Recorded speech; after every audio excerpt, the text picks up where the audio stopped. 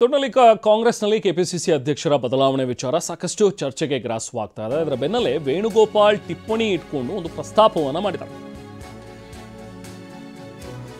ಮೇ 18, 2023ರಲ್ಲಿ ಪತ್ರಿಕಾ ಹೇಳಿಕೆಯನ್ನ ಕೆಸಿ ವೇಣುಗೋಪಾಲ್ ಅವರು ನೀಡಿದರು.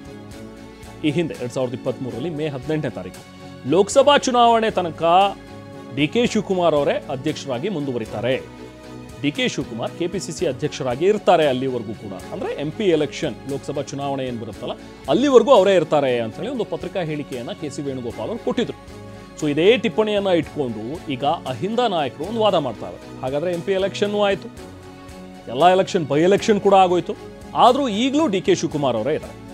ಸೊ ಹಾಗಾಗಿ ಈಗ ಕೆಪಿಸಿಸಿ ಅಧ್ಯಕ್ಷರ ಬದಲಾವಣೆ ಆಗಬೇಕು ಅನ್ನುವಂಥದ್ರ ಬಗ್ಗೆ ಈಗ ಆಗ್ರಹಗಳು ಕೇಳಿ ಬರ್ತವೆ. ನೋಡಿ, ಇದೇ ಒಂದು ಟಿಪ್ಪಣಿ ಕೆಸಿ ವೇಣುಗೋಪಾಲ್ ಅವರು ಕೊಟ್ಟಂತಹ ಒಂದು ಹೇಳಿಕೆ ಏನಿತ್ತಲ್ಲ, ಸ್ಟೇಟ್ಮೆಂಟ್ ಏನಿತ್ತಲ್ಲ, ಸೊ ಅದು ಪಾರ್ಲಿಮೆಂಟರಿ ಎಲೆಕ್ಷನ್ ತನಕನೂ ಕೂಡ ಅವರೇ ಕಂಟಿನ್ಯೂ ಆಗ್ತಾರೆ ಅನ್ನುವಂಥದ್ರ ಬಗ್ಗೆ ಅವರು ಪತ್ರಿಕಾ ಹೇಳಿಕೆಯನ್ನು ಕೊಟ್ಟಿದ್ದು. ಸೊ ಅದನ್ನು ನಾವು ನಿಮಗೆ ಎಲ್ಲೋ ಮಾರ್ಕ್ ಮಾಡಿ ತೋರಿಸ್ತಾ ಇದ್ದೀವಿ. ಅದರಲ್ಲಿ ಹೇಳಿದ್ದಾರೆ ಕೆಸಿ ವೇಣುಗೋಪಾಲ್ ಅವರು ಸ್ಪಷ್ಟವಾಗಿ ಸದ್ಯಕ್ಕೆ ಬದಲಾವಣೆ ಅನ್ನುವಂಥದ್ದಿಲ್ಲ, ಡಿ ಕೆ ಶಿವಕುಮಾರ್ ಅವರೇ ಮುಂದುವರಿತಾರೆ. ಅದೆಲ್ಲಿವರೆಗೆ ಅಂದರೆ ಪಾರ್ಲಿಮೆಂಟ್ ಎಲೆಕ್ಷನ್ವರೆಗೂ ಕೂಡ ಅವರೇ ಇರ್ತಾರೆ ಅಂತೇಳಿ. ಅದಾದ ನಂತರ ಏನಾಗುತ್ತೆ ಅದ್ರ ಬಗ್ಗೆ ಏನೂ ಅವರು ಹೇಳಿರಲಿಲ್ಲ.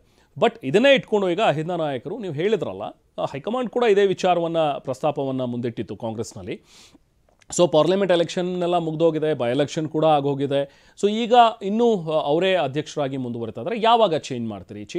ಇಲ್ಲ ಅವರನ್ನೇ ಕಂಟಿನ್ಯೂ ಮಾಡ್ತೀವಿ ಅನ್ನುವಂಥದ್ದನ್ನಾದರೂ ಹೇಳಿ, ಅಥವಾ ಹೊಸ ನಾಯಕರನ್ನಾದರೂ ಅಥವಾ ಅಧ್ಯಕ್ಷರನ್ನಾದರೂ ಮಾಡಿ ಅನ್ನುವಂಥದ್ರ ಬಗ್ಗೆ ನೇರ ಈಗ ಸತೀಶ್ ಜಾರಕಿಹೊಳಿ ಅವರು ಕೂಡ ಮಾತಾಡ್ತಾ ಇದ್ದಾರೆ. ಸೊ ಒಟ್ಟಿನಲ್ಲಿ ಈಗ ಕಾಂಗ್ರೆಸ್ನಲ್ಲಿ ಈ ಪಟ್ಟದ ಆಟ ಸ್ವಲ್ಪ ಜೋರಾಗಿಯೇ ನಡೀತಾ ಇದೆ. ಸೊ ಒಂದು ಕಡೆ CM ಬದಲಾವಣೆಯ ಕೂಗು, ಸೊ ಅದ್ರ ಬಗ್ಗೆನೂ ಕೂಡ ದಿನಕ್ಕೊಂದು ರೀತಿಯಾದಂಥ ಹೇಳಿಕೆಗಳನ್ನು ಕಾಂಗ್ರೆಸ್ನ ನಾಯಕರು ಕೊಡ್ತಾನೆ ಇರ್ತಾರೆ. ನಾನು ಆಕಾಂಕ್ಷಿ, ನನಗೆ ಅವಕಾಶ ಕೊಟ್ಟರೆ ನಾನು CM ಆಗ್ತೀನಿ ಅಂತಾರೆ.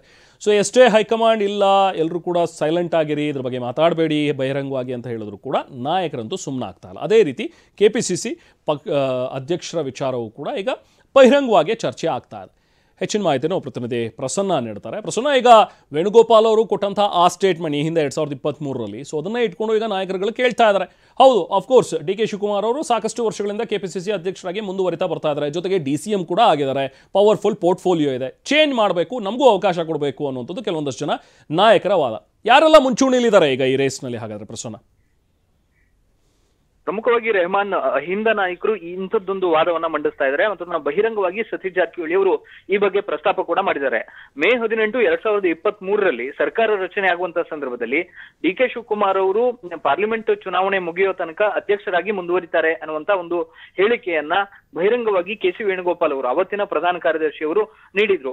ಅದೇ ಒಂದು ನೋಟ್ ಅನ್ನ ಮುಂದಿಟ್ಟುಕೊಂಡಿರುವಂತಹ ಸತೀಶ್ ಜಾರಕಿಹೊಳಿ ಅವರು ಮತ್ತು ಉಳಿದಂತಹ ಅಹಿಂದ ವರ್ಗದ ನಾಯಕರು ನಮಗೆ ಆ ಒಂದು ನಿಯಮವನ್ನ ಪಾಲನೆ ಮಾಡಬೇಕು, ಪಾರ್ಲಿಮೆಂಟ್ ಚುನಾವಣೆ ಮುಗಿದು 6 ತಿಂಗಳಾಗ್ತಾ ಇದೆ, ಇನ್ನೂ ಕೂಡ ನಮಗೆ ಪೂರ್ಣ ಪ್ರಮಾಣದ ಅಧ್ಯಕ್ಷರು ಲಭ್ಯವಿಲ್ಲ ಅನ್ನುವಂತಹ ಒಂದು ಆಗ್ರಹವನ್ನ ಮಾಡ್ತಾ ಇದ್ದಾರೆ.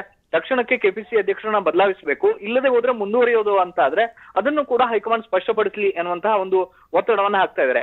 ಸದ್ಯಕ್ಕೆ ಇದೀಗ ಒಂದಷ್ಟು ಸಮುದಾಯವಾರು ಲೆಕ್ಕಾಚಾರಗಳನ್ನ ತಾಳೆ ಹಾಕಿ ನೋಡಿದ್ರೆ ಅದರಲ್ಲಿ ಸತೀಶ್ ಜಾರಕಿಹೊಳಿ ಅವರು ಕೂಡ KPCC ಅಧ್ಯಕ್ಷ ಸ್ಥಾನದ ಮೇಲೆ ಕಣ್ಣನ್ನ ನೆಟ್ಟಿದ್ದಾರೆ. KN ರಾಜಣ್ಣ ಅವರು ಕೂಡ ನಾನು ನೇರವಾಗಿ ಮತ್ತು ಬಹಿರಂಗವಾಗಿ ಹೇಳಿದ್ದಾರೆ, ಅಧ್ಯಕ್ಷ ಸ್ಥಾನವನ್ನ ಕೊಟ್ರೆ ನಾನು ನಿಭಾಯಿಸ್ತೀನಿ ಅನ್ನುವಂತ ಮಾತನ್ನ. ಇನ್ನುಳಿದಂತೆ ಒಕ್ಕಲಿಗ ಸಮುದಾಯದ ನಾಯಕರನ್ನ KPCC ಅಧ್ಯಕ್ಷರನ್ನಾಗಿ ಮಾಡಬೇಕು ಅನ್ನುವಂಥದ್ದು ಡಿ ಕೆ ಶಿವಕುಮಾರ್ ಅವರ ಇರಾದೆಯಾಗಿದೆ.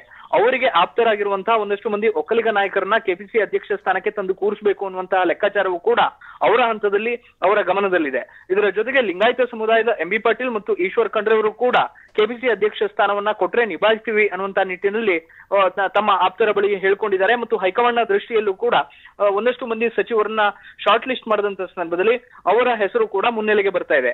ಹೀಗಾಗಿ ಸದ್ಯಕ್ಕೆ ಕಾಂಗ್ರೆಸ್ನ ಹೈಕಮಾಂಡ್ನ ಮುಂದೆ ಇರುವಂತದ್ದು ಡಿ ಕೆ ಶಿವಕುಮಾರ್ ಅವರನ್ನ ಮುಂದುವರಿಸ್ತಾರಾ ಇಲ್ವಾ ಅನ್ನುವಂಥದ್ದು ಇದೀಗ ಮುಂದೆ ಇರುವಂತ ಮೊದಲ ಪ್ರಶ್ನೆ ಆಗಿದೆ Rehman. Okay, thank you Prasanna.